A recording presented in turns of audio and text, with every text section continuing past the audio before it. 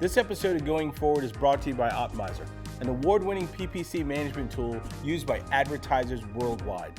Save time and boost the performance of your PPC campaigns on Facebook, Amazon, and Google or Microsoft. Get a 14-day free trial at optimizer.com/go/VIP. You're listening to the AdCast with your host, Eric Elliott. Ladies and gentlemen, I have a legend on the line. Darryl, can you hear me? I can hear you just fine, Eric. Man, Darryl, this is going to be good today, man. I couldn't wait to talk to you. When the producers were going over like who could be a really good guest. You know, we're always getting like tech people or marketing people, sometimes business people, lawyers, and some of the topics that we wanted to talk about today, I felt like it was like really, really relevant. So I was like, let's get him on this show.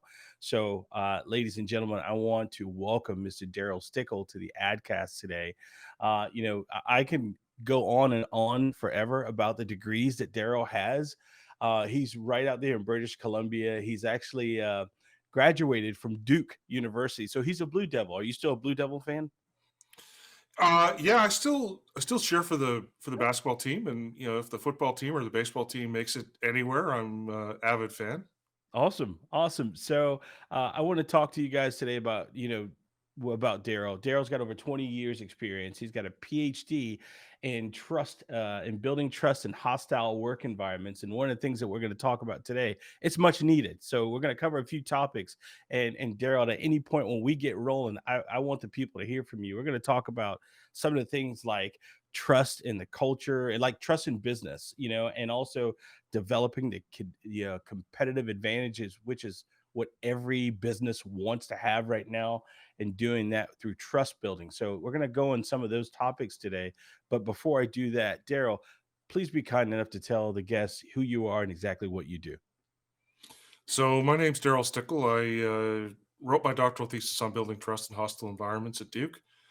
I spent about the last 20 years helping people understand what trust is, how it works, and most importantly, how to build it. I've worked with a really broad range of clients, from families to the Canadian military trying to build trust with the locals in Afghanistan. And along the way, I've helped a lot of different companies try to figure out how to connect either within their organization or with other stakeholders like their customers. Darryl, what got you into that? I mean, what made you just so focused towards like trust? So I was born and raised in a small town in northern British Columbia. It was fairly remote, pretty isolated. Mm-hmm. Conditions were fairly harsh. Minus 40 was not uncommon. Yeah. During the winter. My brother let me know last time I was back in Fort St. John that it was one of the few places where it had snowed in every calendar month of the year at some point or another. Oh man. Yeah. So that's why I don't live there anymore. But it taught me a sense of community, that if you could help people, you should, and that the strong should protect the weak. And so there's a really strong sense of empathy that developed because of that. And I had a number of mishaps when I was younger, when I was growing up. I played hockey. I had several concussions. I experienced a fair amount of adversity. And those experiences, sometimes a hard road's a good teacher. Oh yeah. And, sometimes it's just a hard road, but sometimes you learn from it. And I learned how to connect with people. And when I was going to school in Victoria, people would just sit down next to me on the bus and say, "I'm having a hard time," Man. So It was almost like you were a therapist like early on, man. yeah, and I started thinking, like, if this is going to keep happening, maybe I should get paid for this. Right. And so I wanted to understand why people connected with me the way that they did. And, I wanted to have a better understanding of how that worked and what it meant. So I started working with families and troubled teens and working on crisis lines and those kinds of things to hone those skills. And I came to realize partway through that a lot of the folks I was working with were just doing the best they could.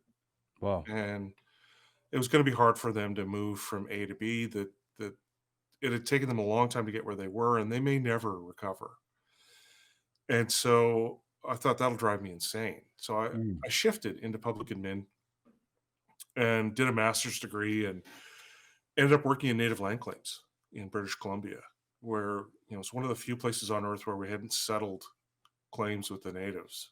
And uh, they would ask me these deep philosophical questions like, what is self-government? Or what will the province look like 50 years after claims are settled? Wow, And the last question they asked me was, how do we convince a group of people we've shafted for over 100 years they should trust us? man. I thought, that's a good question. That is a good question. You just said about like you actually you were focused on doing trust like long before you knew it was actually a profession for you. Now, Yeah. before I got in media and marketing and all that stuff, what I did was I was like an old restaurant guy and it taught me how to talk to people. You know, you deal with Yeah. all these different personalities. But now what that's done for me now is like anytime I go to a restaurant, it's almost like I know what's going on in the back because I was an old restaurant guy. So Yeah. you being a trust guy and trust not only part of you personally but also part of you professionally, when you get into either even a relationship or you're meeting someone, do you always have that trust filter on, or are you always thinking like, how is that when you meet people? I do, because I'm always thinking about what's the story that might be going on in their head. Mm, Um, because we interpret the world through stories, right? yeah, And as a marketing guy, you know that that's a big part of what you do is you tell stories, yeah. and you try to create a compelling narrative for someone that tells them your life would be better if this was involved. Hmm. And so I'm always thinking about what is the story that might be going on for this person, and how might they be interpreting my language, and how might I be, either making them uncomfortable or comfortable. Um, I do it with my kids. I I am just very aware, and my kids know I do it. Right, I'm really transparent about it. Hmm. Um, and my sons are 21 and 18 now, and we have an incredibly close relationship. Um, That's a good point. I was going to ask you too, since you brought that up. Like I know how it is for you seeing everyone else, but how is it for them looking at you, knowing that you're always looking inward? well, they have turned into two great young men. Um, my oldest son is on a baseball scholarship in Missouri, Hmm. and you know, if we think about sort of political leanings and ideology, the U.S. is a little bit right of Canada, Hmm. and Missouri is a little bit right within the U.S. And he's going to a Baptist school, and we're not Baptist, so there's all these possible roadblocks, these bumps in the road that could have occurred. Hmm. And he's just adopted a really healthy perspective. He said when someone's yelling at him about religion or you're going to hell or those kinds of things, the thought that goes through his head is, wow, this person really cares. Wow. Well, he And picked that up from you. yeah, and and my younger son, just really sweet kid, loves people, really connects well, strong sense of empathy. So they've both seen it. Um, they've seen me do it. They've seen it modeled, and they see the way that I work in the world. Hmm. It's not like there are people I don't get along with, Hmm. um, and I struggle at times and I get frustrated just like anyone else. But you start with that positive story, it leads to far more positive interactions than Hmm. not.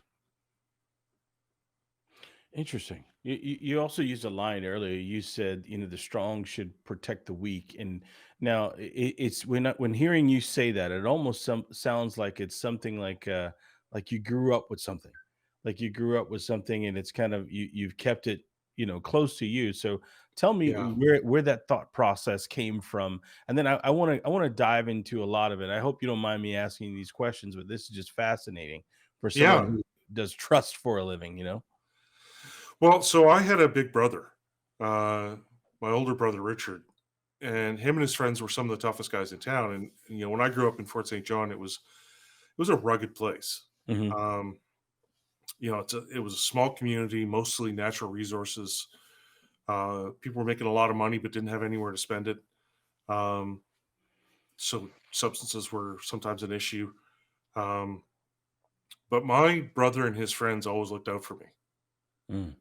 and they allowed me to be, a little bit mouthy, um, to stand up when I thought something was going wrong, and I developed this sense of, that it wasn't okay for people to pick on other people. That I Yeah. didn't like bullies, Yeah. and um, there were a few instances where I stood up to someone, and all of a sudden there'd be a big shadow behind me, right? Hmm. Hmm. Um, and so I grew up feeling like that was the way things should be, and that it it felt great to have someone look out for me and my interests, and I wanted to be that for other people. Hmm. Um, and I still don't like bullies, and I still want to help people have better lives. And that's really the root of what I do. I want the world to be a better place. I think collaborating, working together is one of humanity's superpowers, I agree. I agree, Daryl. and we're losing it. Like trust levels are the lowest we've ever seen, Eric. Mm. And and there's something we can do about that. We can be intentional about that.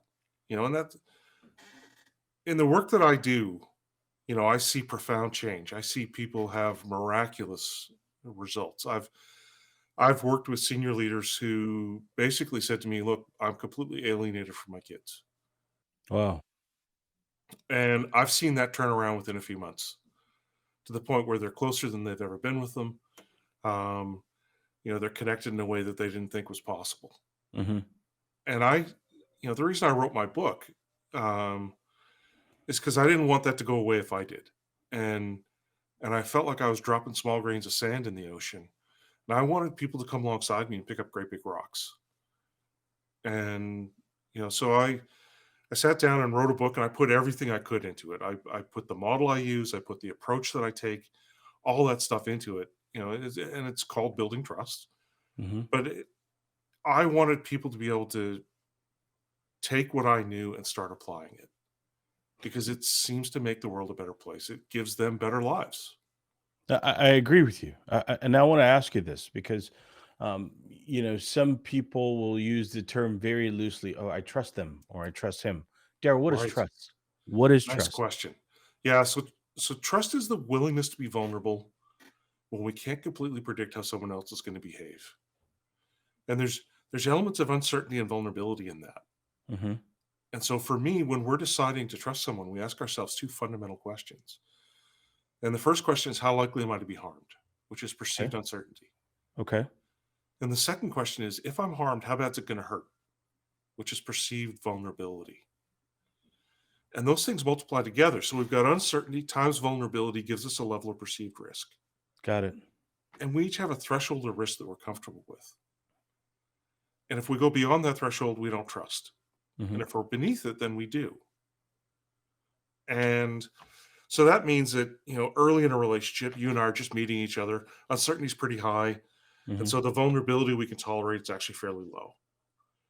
But Can, as we can, get to know each other, our uncertainty starts to drop, and the range of vulnerability we can tolerate starts to grow. it can sometimes can certain personalities almost shadow the trust, and I'm going to say that because a long time ago I went to a conference and I heard a guy, he said this, and I kept this. His name was Mark Driscoll, and I kept this to heart. And he said, when I meet people, I categorize them in three categories: are they wise, are they foolish, or are they evil? He said, if they're wise, I want to learn from them. If they're foolish, I want to teach them. And if they're evil, I want to stay away from them. So Right. sometimes when you meet people, can it can their personalities almost kind of like shade the trust or your ability to learn to trust that person if you're talking about Absolutely. like vulnerability and everything else, right? Yeah. Yeah. I mean, obviously, you've got fantastic interpersonal skills. And the reason you're good at what you do with these podcasts is because people connect with you very quickly. And so there's something about you that opens people up. Mm. And, it's the same experience that people were, for some reason, having with me, Mhm. right? People said, you seem strong, but still safe. Um, And context is one of the driving factors. When we talk about where does uncertainty come from, it comes from us as individuals and it comes from the context we're embedded in. And so there are things about us that will trigger a lower level of uncertainty for someone. They'll be more willing to be vulnerable to some people than others. Great point. What if you're uncertain about yourself? Can that also hurt your trust about something or someone else? Absolutely. Yeah, you start to become anxious, right? And you start to think Mm, worst case scenarios, and your perception of the vulnerability starts to become skewed. Um, you know, you, our vulnerability is a combination of what's actually at stake and our exaggerations or our minimizations. mhm. And so there's a rational component, but there's also an irrational, you know, wow, if somebody finds this out, what could go wrong? Wow. Um, and so, for us to build trust, it's actually a fairly simple process. It's right. It's understanding where does uncertainty come from and how do we take steps to reduce that? Okay. And where's vulnerability coming from and how do we take steps to help people manage it and feel comfortable with it? I love that. And that's in your book. It is absolutely. Yeah, I want to make sure we tweet that out because I think that's very powerful because I think some people would say some people just don't know what trust is, and that's why I asked you that questions because like sometimes they'll say like, "Oh, I don't trust them," but they can't explain it. right. You And know? this is one of the challenges we face, Eric, is we have a lack of awareness about trust. Hmm. So a lot of times I'll ask people, who do you trust? Hmm. And they'll give me these close, tight personal relationships, best friend, you know, cousins, siblings, spouse, parents. But the reality is we trust people all the time, right? It's a social lubricant that allows society to function. Yeah. Yeah, you go to a restaurant, you go to an airport, you cross the street, you're trusting people. Yeah. Or you go to a restaurant and you pay later. You don't pay ahead of the meal. Right. That's Yeah. trust. Yeah. And it allows society to function in a way that's more efficient, more effective. It's the same with organizations, but we have this lack of awareness. And when I flip that question, I say, who trusts you? Mm. I'll get this long pause, and people say, well, how would I know? How do I know if somebody trusts me? Wow. Wow. And the answer is, let's go back to the definition. It's the willingness to be vulnerable. So, how can people be vulnerable to you? And then are they?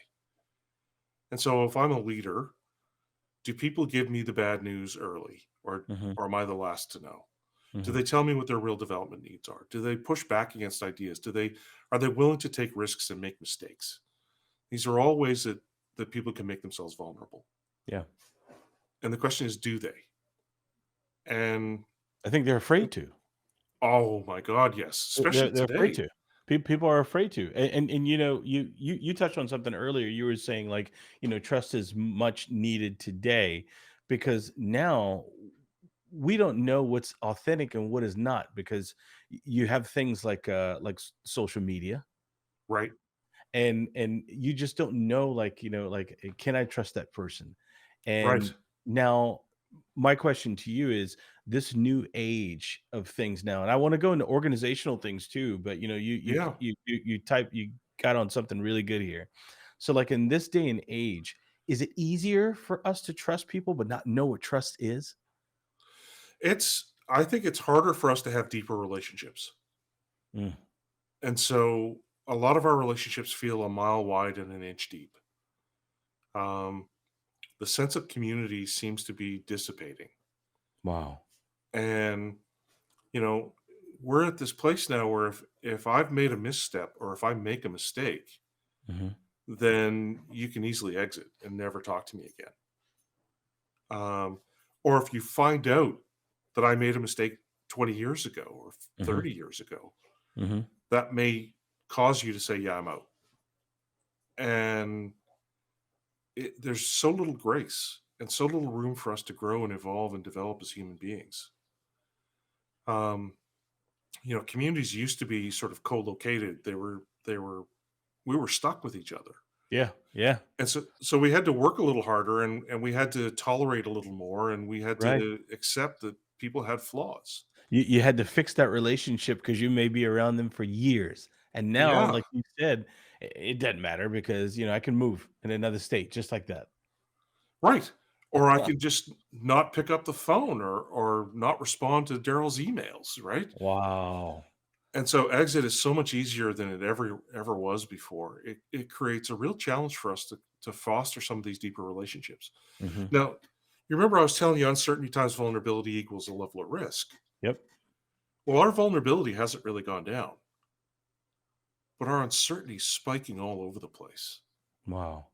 We're seeing, we watched this during the pandemic where there were different rules in different places, and the rules changed as time went on, Mhm. and people didn't acknowledge or accept that, hey, our understanding of the virus is changing. Right. And that's why recommendations are changing, and that's why the rules are changing. And Mhm. it wasn't explained well. We didn't have a lot of tolerance. There were a lot of different stories. We think about technological advances. We think about, changes in values and norms. Like, none of these are bad things, but they're just happening so quickly. Yeah. Yeah, and there comes the uncertainty because things are happening so quickly. And it's all over the place. And you said we're scared to be vulnerable. Well, we're Mhm. absolutely terrified to be vulnerable. Mhm. And, you know, Wow. we see that equation. We start thinking, well, how are people coping with this? And, one of the big challenges I see for leaders is that they're uncomfortable moving away from the things that got them to where they are and into the things that would make them great in that next role. Whoa, say that one more time. Say that one more time for me, Daryl. So they're afraid to move away from the things that got them to the position they're in, the things that they're good at, Okay. and step into the new roles and responsibilities that would make them exceptional as leaders Wow. or as leaders at a new level because they're not familiar with it. They're going to make mistakes. They're uncomfortable being vulnerable in that way. So sometimes leaders are getting stuck too. So leaders, if you're listening, you can get stuck too because of trust. Yeah. Wow. Yeah, and what that message sends to everyone else is it's not okay to make mistakes. Mhm. And at the pace that things are moving, we have to be able to evolve. We have to be able to adapt, to innovate. And Mhm. innovation doesn't happen without mistakes, Eric. That's true. Yeah, And so that's right. There's never been a perfect science project, you know? yeah, It's yeah, never been a perfect science project, and every day that we get up, our relationships are an experiment. Whenever we meet new people or do new things, you drive down the yeah, road to a restaurant, that's an experiment, yeah. you know? The only difference that minimizes that risk is the fact that you've done it multiple times, Right. you know? Yeah. And you've got a different experience of restaurants than the rest of us do because you're an old school restaurant guy. Mhm, mhm, And so you pick up cues unconsciously about this would be a good place to eat. mhm. This wouldn't. Um, you probably have a sense of, yeah, they probably do these types of dishes really well here, Yeah. but I'd stay away from these other things. How And how H go how ahead. how about hypervigilance? There are some people who are just hypervigilant. They walk into situations, it's like automatically thinking something's gonna go wrong, you know? Yeah. And it's a hard way to live, right? Mm, And so partly for me, there's a set of questions we can ask. I think there are 10 levers we can use to build trust. mhm, Um, four of them lie within uncertainty, two of them lie within vulnerability, two within perceived outcomes, because we can have the same experience and have different perceptions. mhm, And you're talking about that with hypervigilance, right? mhm. And in the middle of all this is our emotional states, whether we like or dislike somebody else, um, which acts as a filter for everything else. And so people who have hypervigilance, if they got better at asking questions, at understanding what to do, because sometimes we'll get that feeling in the pit of our stomach, right? I'm Mhm. uncomfortable. I don't know why. I don't know how to resolve this. I don't know what to do about it. Yeah. And that goes right back to our lack of awareness. And so what I try to do is systematically talk people through here's how the trust decision gets made. Here's the questions that somebody else is asking. Here's the questions you could ask that would maybe help you respond to this in a way that could allow you to settle. Um, so I think that part of the challenge we face is this lack of awareness Hmm. about what to do in situations where trust is a problem. And some people have had bad experiences, and it leaves them struggling to be vulnerable to anybody. And we need to take care and caution and concern with those folks, and help them, learn that the world isn't as hostile or dangerous as they seem to feel it is. Um, but part of the challenge that I run into often is that 95% of people believe they're more trustworthy than average. I, And I so, believe that. I believe that. They don't yeah, know what the world thinks about them. When I right. hire people, or interview them, I always ask them this. I always say, "What are you good at?" And man, they will start telling you all the things that they're good at, and they'll rattle it off. And as soon as they're done, I'll say, "What are you not good at?" Hmm. Right. And then there's a slow pause, and then people think, like to say, like, "What am I not good at?" So it goes along to what you said earlier. You talked about, like, I want to move to the business end of things, because a lot of times, even Yeah. in marketing, people talk, when they start a campaign, they always say, "We're looking for branding and awareness." That word you just used, you said sometimes it's a lack of awareness to be able to build trust.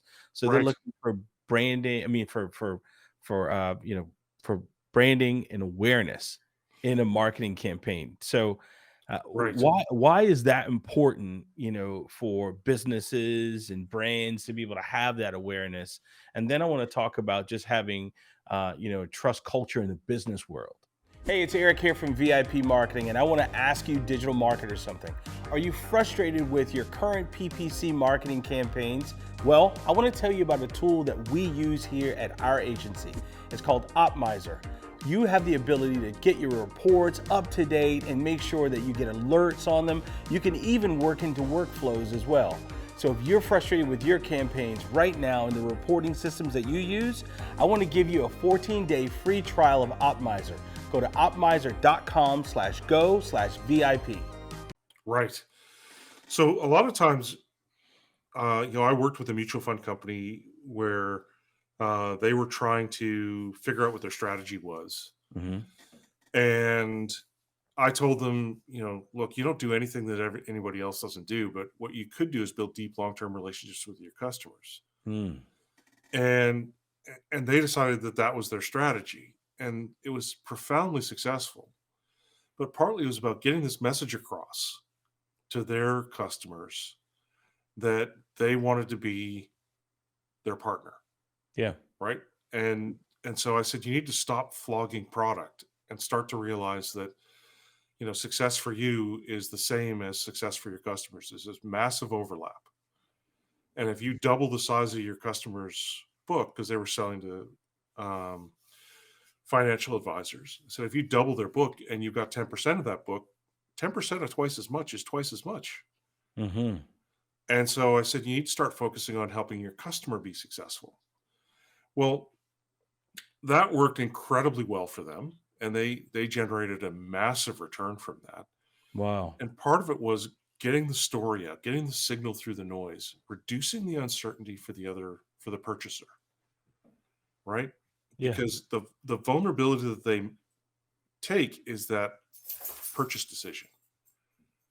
And they did research and found out that trust was the primary driver of the sales decision, at least in financial services. Wow. And so a big part of that is it's not just your money that you're investing, it's, partly it's your sense of self, your identity, your reputation. You know, I had an experience with my now ex-wife who said, "Hey, I got a great deal on this ketchup," and I said, "Well, it's not the kind I like, so I don't know how much we saved." Right. And so, you know, w- we need familiarity, and the bigger the purchase, the more vulnerable we feel when we make Yes. that purchase. Yes.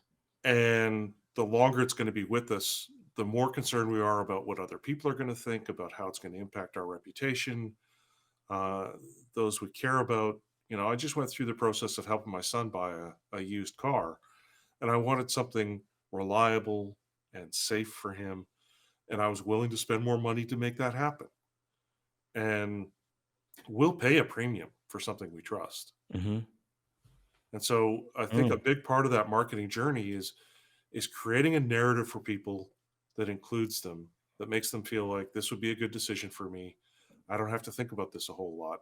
This is something I trust. Man, you said something earlier about being able to trust people and making a decision. I wrote this note down just now, and I always remember this. It's whenever like the money or the risk goes up, the level of decision making changes. Right. And that's almost when trust needs to be the number one factor, because it's like, okay, if you take a company and you say, okay, this is what we're asking for, this is what we're looking for from a business standpoint, and that company feels like not only did you present, but they also feel a sense of trust with you, Right. then to them it's almost like you lower the risk. Yeah. Would that be right? And then there could be another company that presents well, but they don't trust them, and they feel like Right. it's a high risk. Yeah. Yeah. So and for me, I would frame that as uncertainty fluctuating. Mm, Right. yeah. Um, I used to work for a big consulting firm, McKinsey and Company, and they charged 2 or 3 times what other consulting firms charged. And I'm not convinced they were 2 or 3 times better, but they had better relationships. They were Mm, more trusted, and people were willing to pay a premium for them, particularly when it really mattered. yeah. Yeah. Wow. So now there you talked about like the car dealership just now, and with helping your son buy a car. I Yeah. think I think it was NYU or someone that did a study like this a long time ago, and they had like all these different professions, and they talked about the different professions that just didn't have that much trust. And on Right. the bottom of that list was politicians, Yeah. attorneys.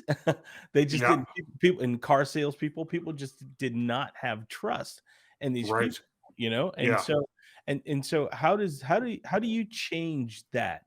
How do you change that? I mean, in that trust factor in the business world, because some people, they want a new car, but they hate going to the dealership. They Right. don't, you know what I mean? So how do you change that? Well, we've seen some of that starting to happen with websites, right? Like Mhm. Carvana or other sites like that, where they pull the salesman out of the equation Mm. and they show you a bunch of different options all side by side, Mhm. and they tell you you're getting the same deal everyone else is getting.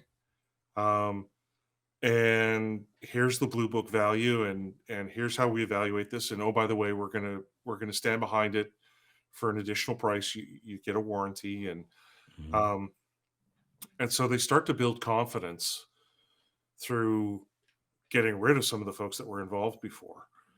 Part of the challenge for us is that the context is not our friend all the time.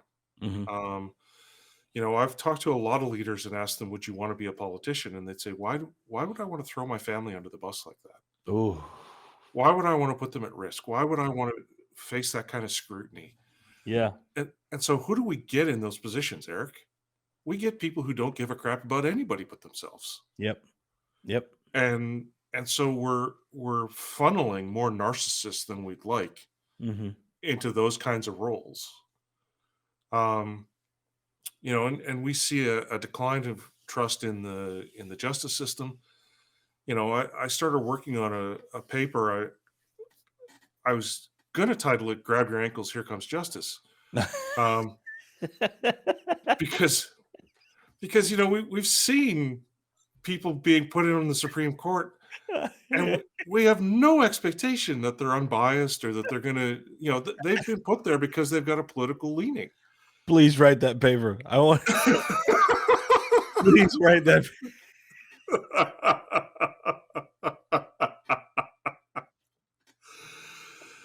So, Oh my uh, god. we don't trust that system because we shouldn't. Right. The And you know incentives, what? You used to before everything. It's almost like, people say like, I don't want the court to become politicized. And we're not changing this into a political conversation. We're talking about right, trust, because this right, this has a lot to do with it. It's the fact that we don't trust either side, either party. So absolutely, now we don't trust the court. Wow. right, Wow. yeah. Well, and they were asked about, and I'm not coming out here to proclaim support or denial for Roe versus Wade. Hmm. Whatever side of that argument you're on, you should be concerned about the fact that those justices got asked before they got appointed about that very topic, Yeah. and they knew what the questions meant, and they danced around it. Hmm. And what they showed us is that they're really smart, and they're able to justify any decision they want. And so that's somebody you should have very little trust in, Wow. because they could justify doing anything. Hmm. And you can't really believe them when they tell you things, because you No, know you that can't. they're leaving Calculated. loopholes. They're Yeah, calculated. Yeah, they're calculated. And that's what makes this, I think, through time, less and less and less and less, we have, well, more and more and more and more, we have trusted our elected officials less. right. Yeah, We trusted them less because of a lot of the uncertainty that people are going through, yeah, Um, absolutely. how I do you go ahead, go ahead, go ahead. I think there are sexually transmitted diseases that have higher approval rating than politicians, because there's a chance you might have enjoyed contracting it, and there's something you could actually do about it, right? So Grab your ankles. Here comes just damn, damn, Daryl, you might be right, and you might be onto something. But how do you fix it? How do you get the competitive advantage with trust? You mentioned earlier about the company. The company right, they focused inward on people that they were doing business with and said, I think you used a line. You said, 10% is a lot when you've helped them double their business. right. So, I mean, how do you focus and how do you gain trust to be able to get that competitive advantage? How do you do that? So I believe that trust has 10 levers, and we're gonna, I I do 2-day workshops, or I do, a series of interventions over months. You and I don't have as much time together as I would like, Mhm, but there are 10 levers that I talk about in my workshops, in my masterclass, in my book. mhm, And whenever I'm talking with people, it's, there are 4 levers within uncertainty. Let's talk about what those are, and I'll talk about briefly how we pull them. mhm. So, 3 of the levers come from us as individuals, and this is stuff that's been written about a lot. Um, there's benevolence, integrity, and ability. And benevolence is, do you have my best interest at heart? And Mhm. will you act in my best interest, even if it's not in your own short term best interest? Integrity is, do I follow through on my commitments? And do my actions align with the values that I express? So, do I walk the talk, and do I follow through on my promises? Wow. And then ability is the last one for the individual pieces. Do I have the skills to do what I say I'm actually going to do? Mhm. And we miss on all of those. So, people who aren't very good at building trust have a lever that they pull. Usually it's the ability lever. Got it. Those who Damn, are better have multiple levers, what a great damn point. right? So we Yeah. say, I've got these kinds of skills, this background, this much experience. What are you good at? Here's all the things I'm good at. And, hiring is a trust decision. Yeah. And so you hear them pull that ability lever over and over and over again. Well, when I coach people to talk about how to get a job, Mhm. I say, well, what about the benevolence lever? I'm sitting across from you at the desk, and you say to me, hey, Daryl, got any questions for me? And my question is, yeah, what are the biggest struggles for this organization, Eric? And how can I be a part of helping to fix that? Mm. And what's the overlap between your role and the role I'm applying for? What's a good colleague look like? Yeah. How can I make your life more successful? Mhm. How do I help the team be more successful? And now I'm starting to show a little benevolence. Yes. And then when I say, look, I'm really passionate about marketing, and here's some examples of things that I've done that show some integrity, right? That show Yeah. me walking the talk. And because you're not just hiring someone to do tasks, you're going to be No. stuck with them. Yeah. Yeah. Not. Yeah. Exactly. Regardless, I mean, you may be hiring them for business, but personally and professionally, you're going to get to know them one way or the other. And Yeah, so, like, you want to definitely make sure you put the right person in the right seat. You talked about hiring. Like, sometimes you don't know until you put them in that seat because everyone's right. become a professional interviewer. Right. They've become professional interviewers. So, like, people on the other end on business that, they're like, like, I heard the same thing, 2 interviews ago. Right. And so they don't know what to believe. There's a lack of trust there. So Yeah. then, how many hiring decisions are based on trust? The risk I factor, I would say most of them. Mm, I would say most of them. And it's going the other way as well, right? So how do you convince me that it's a good place for me to grow and learn and develop, a wow. place that I want to invest my time and energy in? And so, you ask how we start pulling those levers. Mhm. Well, partly we can't define those things on our own. Yeah.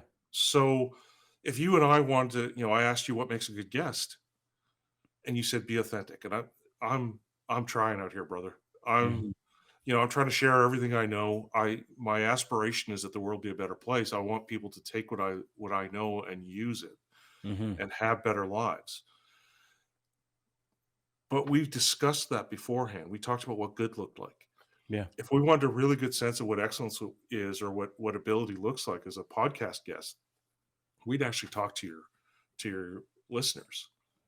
We'd ask them, "Hey, what makes a really good guest?" You're right. You're And absolutely right.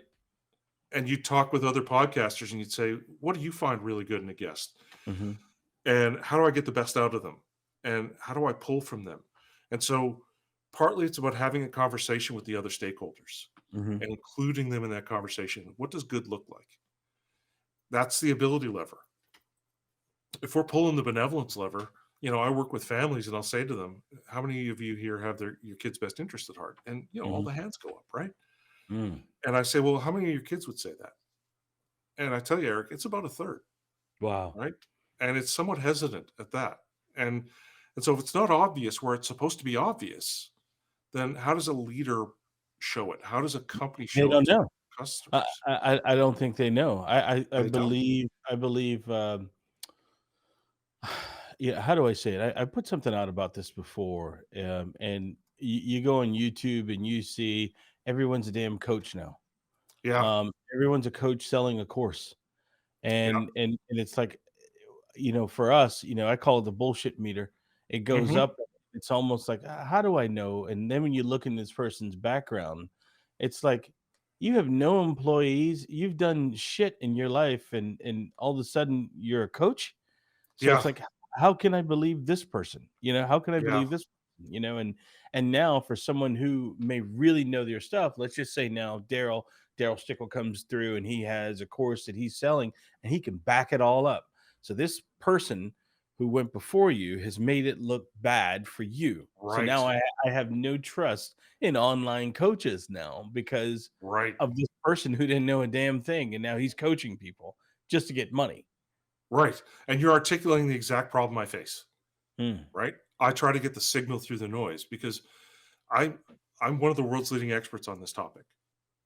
Academics that I know, I get emails from academics saying, "I read your book. It blew me away. I've Wow. studied trust my whole life. And you talk about things we've never thought about. And you talk about them in a way that we don't talk about them." Um, and, I've had really senior academics say to me, "I wish the world could just sit and listen to you for a few hours." I honestly think I think seriously, like the word trust is thrown around like the word sale and the word love. And Yeah. I think people just really don't understand what it takes. Like hearing what you're saying now, I never broke down trust the way that you're saying now. But then Right. it's almost like trust at the root of so many things that people are just not paying attention to. Even me, I didn't pay attention to it either. Right. And Damn. and and so if we're going to pull that benevolence lever, Hmm. how do we do that? Right? How do I do that without including you in the conversation? Wow. I can make assumptions. I Hmm. can try, right? But what I do is I give people a template. I say, "This is the conversation you're going to have." Because in all my classes, I get people to pick a trust buddy to practice with. Got it. You're going to try these things out. And so I'll say, "Let's try the benevolence lever. Here's what you're going to do. You're going to have a conversation with someone. You're going to say, I was listening to this guy, Darryl. He was talking about trust. And he said, benevolence is an important piece of this. It's one of the levers that we can pull to try to build stronger Mm, relationships. wow. And I think I act that way. Like, I think I act in people's best interest, but it doesn't always seem to land that way. Yeah, You but I ever mean, experience that? you're not walking to just say, let me do this so I can seem trustworthy. It's like you've built yourself that way, so you just walk the walk. Right. You're just walking the walk now, and people they pick up on it. Yeah. And when somebody has that conversation, we've started to have that conversation, you and I, Mhm. people will always go, "Yeah, I've had that experience where I tried to do something that was somebody's best interest, and it just didn't land, or they misinterpreted my actions." Mhm. And we can then take that conversation and take it to a deeper level, right? We start to Guilt narrow the funnel. Guilty. This guy right here, guilty of that. Yeah, you've Done run it. into that, right? Yep. Totally And so guilty of now we narrow the focus, Eric. Have you ever had someone really act in your interest? Somebody really have your back? What did they do? What did it look like? it. I would say my wife. Okay. I would say my wife because it's the decision that she would make on my behalf is an unselfish decision on her part, you know? Right. But it's more of like you say, the benevolence part of it's like just doing it for me, you know? Right. And I would say, her, and because there's no there's nothing to gain to say, Right. well, let me make this great decision for him and for him, but I get the benefit here, And you and know? you have that story in your head of she's doing this because she cares about me Yeah, absolutely. and she wants me to be happy. Absolutely. Right. So give me one example of something that she did, a decision that she made on your behalf that felt like, wow, she really had your back. Damn, I can tell you really fast. Yeah. This was a few years ago, because I use I don't care. We're on the podcast. I don't care. I use a CPAP machine to go to sleep, right? Me too. And so we went to like Myrtle Beach outside of Yeah. Charleston, an hour and a half outside of Charleston. You're familiar with Myrtle Beach? Yeah. And we went there, got to the hotel, unpacked, and we found out I left my CPAP machine. Right. And I couldn't sleep without I was fearful of going to sleep without my CPAP machine because Yeah. ever since I've gotten on it, I've never ever went a night without doing it. Middle of the night, Yeah. you know what she does? She gets in the car, leaves, drives back to Charleston. I wake up in the middle of the night saying, "Where's my wife?" I pull out the phone to start tracking like where her location is. I see Yeah. her coming from Charleston. I was like, "What the hell are you doing?" She said, "You forgot your machine." And she said, Wow. "That?" I was like, "Holy shit." See, when we walk out of here, I'm just gonna have to tell her thank you again now, just thinking Yeah. about it. But that's a Yeah. decision that she made that had no benefit to her, but she Yeah. did it for me. You see? So Yeah. that's one where I can say just immediately, and I can think of numerous ones that she's done, but that's Yeah. one that stands out, and that's where I can say there's someone who actually would make a decision, like that, and where it doesn't benefit them, and so now you have this enormous amount of trust in that person, so that I know Right. that that person would make a decision in my best interest, you Yeah. know? Yeah. That's Now an example I can give you. now let's narrow this a little bit more. Let's narrow the Mhm. funnel a little more. Sure. What would it look like if I was benevolent to you? What does success look like to you? How do I help you get there? Hmm. It would be, you in the form of saying, "I had an interview with this guy today. We had a great discussion. We forgot we were on an interview, and you Right. were to do something to spread the word even about our podcast, Yeah. and it have no benefit to you." Right. Without what like you not saying, "Hey, listen to my episode." You can say like, "I had a great, time with this person on the show today. You should take a listen." You Yeah. see what I mean? That could Yeah. be And I could something even say listen to his podcast because he's a great interviewer. Mhm. Thank you. I appreciate that. Yeah. So that's the exercise that I get people to do with someone that they're practicing with. Mhm. And I give them a template so that they can have that conversation. And, what people come back and say is it felt awkward because it Really? was the first time I was trying it and it was a new muscle I was stretching, but man, was the response positive. Wow. And That's awesome. No one's ever asked me that before, ever.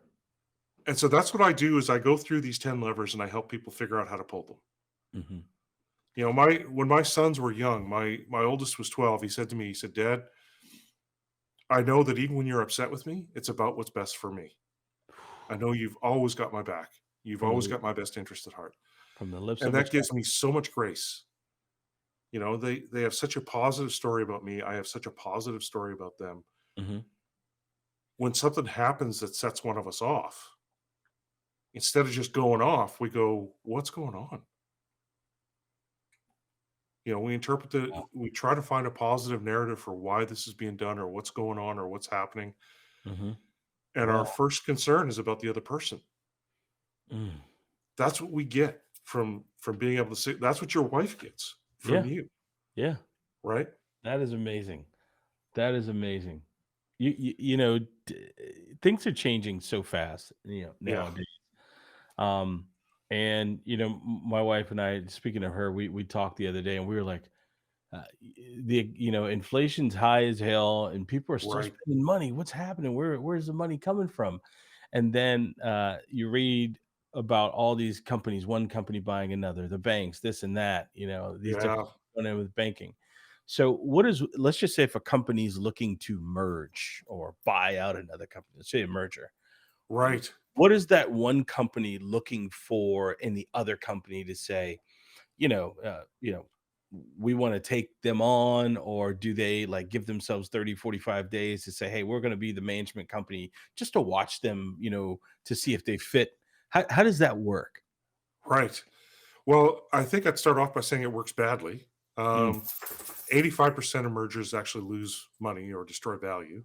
Um, and a big part of the reason for that is trust related. It's because the best people leave.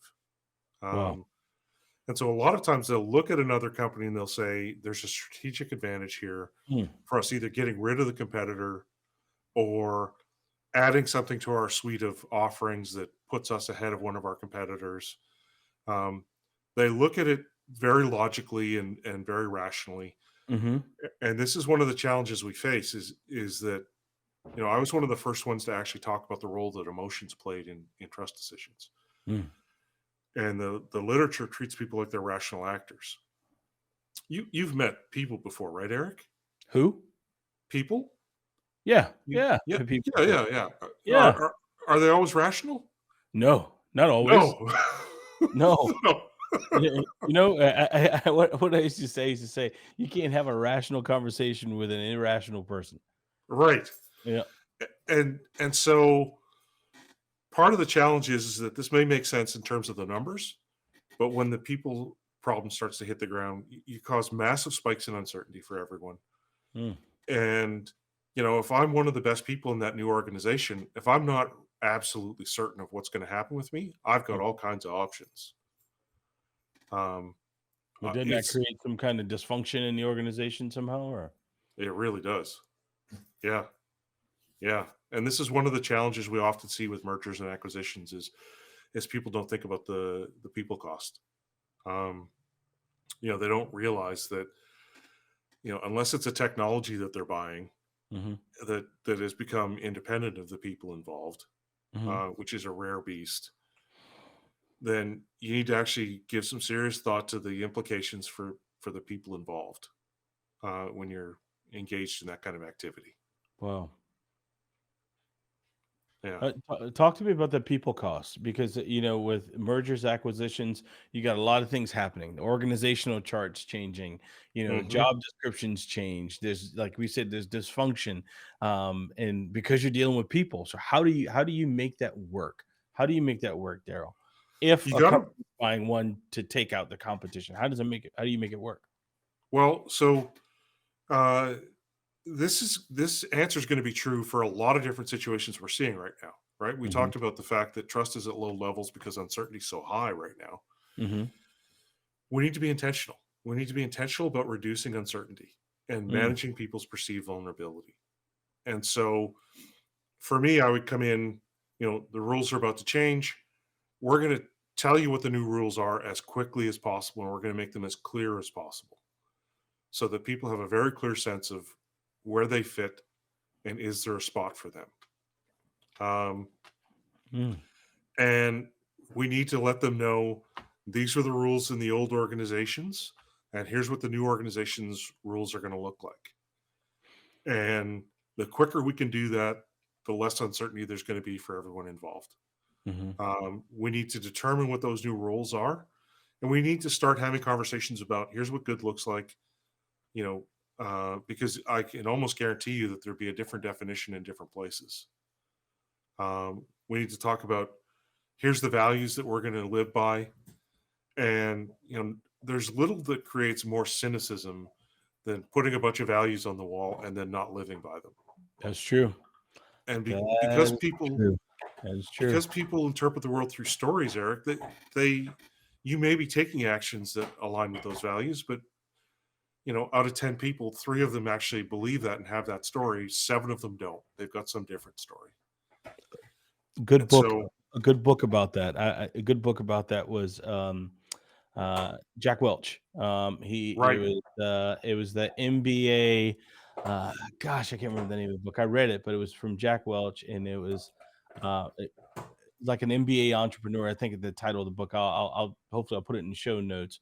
But he right, talked about that same percentage that you're saying. He said there's going to be a certain percentage of the people that actually live by what you set out as a company, and there's going to be like 10% that you hire and fire every year. right. Wow, interesting. And so part of our challenge is actually being able to tell a story every time we make a decision, every time we take an action about how it lines up with our values and co-creating that story with the other people involved. Right. So Yeah. we're helping to make those linkages. So we're not just relying on everyone having the same song sheet. Hmm. And then the benevolence piece. Do we actually have the best interests of our customers, of our employees, of our teams, of our other stakeholders at heart? How are we demonstrating that? Yeah. And how are we making it land? And so, we need to be more intentional than we've ever been because uncertainty levels are higher than they've ever been. Mm. Wow. Man, I really enjoyed my conversation with you today, man. I did, Daryl. You don't even know this, but we've been going for almost an hour. Wow. Wait, I welcome you back down the road, man. I welcome you back, and I'm gonna make sure, like, before we get off the line, that I we stay in touch. Either, I don't know if I you would love do that. LinkedIn or Instagram or all those things, but you made me laugh my ass off today. Grab your ankles. Here comes justice. Here comes justice. And I'm gonna wait on you to write that, man, because I want to read it. And when you do, let me know, man. All Um, right. Daryl, how do brands, companies, how do these folks find you? Because I think you have a lot to give the world, man. So how do they find you? So I'm at trustunlimited.com. Hmm. Um, they can email me at Darryl at trustunlimited.com. So DARRYL at trustunlimited.com. Hmm. You can find my book, Building Trust Exceptional Leadership in an Uncertain World, anywhere online that books are sold. Um, and I'm on LinkedIn, Darryl Stickel. So I welcome people who want to come alongside and help me spread the word. Um, and I'm really hoping your readers will buy the book and start to apply the concepts. That's my passion in life. Yep, there you go, man. I'm gonna make sure even on Instagram, I'll probably put a link to your book so that people can actually click it and make it easy for them to go buy it. Because Daryl, I love what you said, and I never knew that word, that root word trust, meant so many different things, and that Yeah, there were so many variables to the word trust, man. So. So yeah. we got your website. Anything new on the horizon? Any engagements? You're going to be speaking anywhere? Well, I'm about to start doing some work with a group that provides help for kids who have developmental challenges, Okay, um, good helping stuff. them build stronger relationships with the families that they serve. Mhm. Um, yeah. So and I'm working with a couple of companies right now. Um, if folks want to learn more, get the book and read it. Check out the masterclass that I've developed, or just reach out to me. There's also stuff on the blog on my website that's free if people want to read it and learn more. Um, I'm just trying to raise awareness about this topic. So There you go, I man. appreciate your help, Eric. No, man, I appreciate you being a great guest, man. You asked me earlier, like, what could you do? And I don't think you could have changed anything, man. I just said be authentic, and you were just that. Even made me laugh a few times, man. So I enjoyed our conversation, man. I want to thank our guests. I thank my guest, Mr. Darryl Stickel, and also thank our listeners from around the world. And I hope that they actually found value in what we had to say today. So go out there and get Darryl's damn book. Go get that book. Learn some more about trust, man. Trustunlimited.com is the website. And I want to thank you for giving us your most valuable asset, which is your time. Thank you so much. This is the AdCast. I want to thank you all for giving us your most valuable asset, your time. And also a huge thank you to our sponsors over at Optimizer. For all of you who are running PPC campaigns and you want to see how to do it better and get better results and actually boost the performance of your campaigns and save time, get a free trial at optimizer.com/go/VIP. Hey guys, I'm back. I hope that you enjoyed that episode of the AdCast. If you didn't, go online, give me a review, and tell me how you want us to make it better for you. And if you did, give us a 5-star rating anywhere that you listen to your favorite podcast. But I want to thank you for your most valuable asset. That's your time, and thank you for listening. Enjoy the AdCast, and stay tuned for another hot episode coming up soon.